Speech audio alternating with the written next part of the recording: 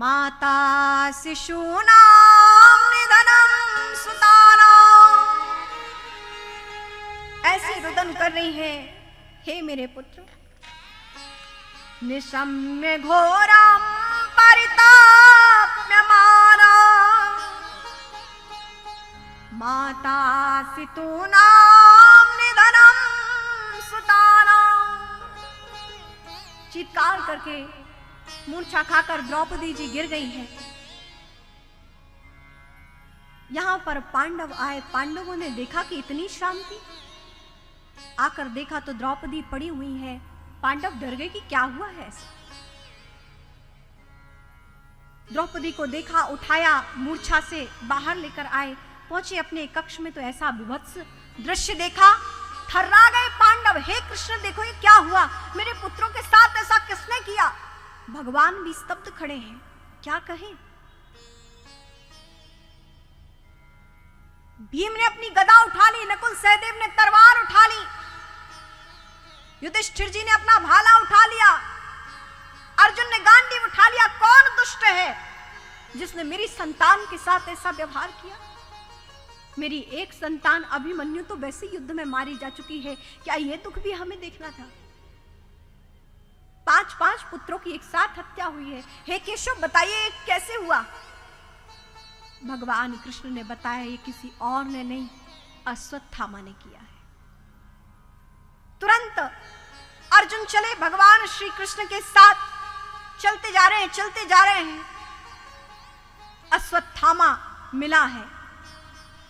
अश्वत्थामा ने जैसे ही देखा अर्जुन को कि अर्जुन अब मेरी तरफ आया, तुरंत उसने बाण चलाया, ब्रह्मास्त्र, कि अर्जुन को भी यहीं भस्म कर देता हूं। उसको अपना बुरा करने की ग्लानि नहीं अश्वत्थामा को। अर्जुन की ओर ब्रह्मास्त्र चलाया, भगवान ने अर्जुन की ब्रह्मास्त्र से रक्षा की, क्योंकि ब्रह्मास्त्र से और कौन रक्षा करता, भगवान ने रक्षा की। पकड़ा है भगवान की कृपा से, रथ में डाला और सीधे अश्वत्थामा को द्रौपदी जी के पास लेकर आए। बंधा हुआ पड़ा है अश्वत्थामा, और उस अश्वत्थामा को द्रौपदी ने देखा, मूर्छा से अभी अभी उठी थी, लेकिन अश्वत्थामा को देखकर द्रौपदी जी प्रणाम करने लगी। द्रौपदी जी अश्वत्थामा के समक्ष प्रणाम कर रही हैं। आप हमारा प्रणाम स्वीकार करें। क्यों? द्रौपदी जी ने क्यों प्रणाम किया? क्योंकि अश्वत्थामा द्रोणाचार्य जी के पुत्र थे, मेरे पतियों के गुरु हैं वो, इसलिए मैं उन्हें प्रणाम कर रही हूं।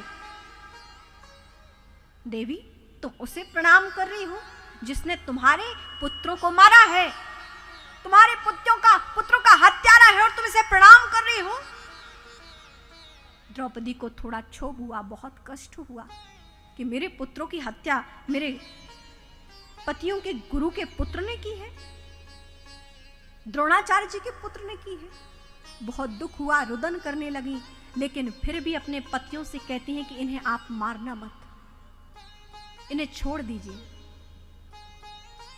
क्या कोई संसार की माता ऐसा कर सकती है?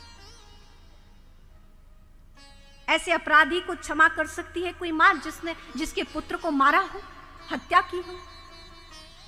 लेकिन वो साधारण स्त्री नहीं थी, वो दया की प्रतिमूर्ति द्रौपदी थी।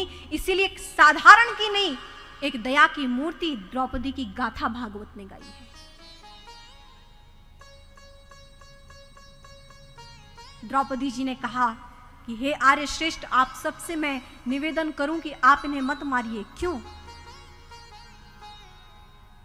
क्योंकि ये आपके गुरु के पुत्र हैं, और आप जानते हैं कि गुरु का कभी ऋण नहीं चुकाया जा सकता है। गुरु जो एक शिष्य को देते हैं उसका ऋण कोई नहीं चुका सकता। हे आर्य श्रेष्ठ, आज आप सब यदि इस गुरु पुत्र को छोड़ देते हैं तो आप अपने गुरु के ऋण से मुक्त हो जाएंगे। ये आपके पास अवसर है गुरु के ऋण को मुक्त होने का। और दूसरी बात है आर्य, यदि आप इस गुरु पुत्र को मार भी दें तो भी ठीक, लेकिन मेरे पास आपको कहने के लिए एक और बात है। यदि आप समझ जाएं तो ठीक, और नहीं समझे तो आप जैसा चाहें वैसा कर सकते हैं।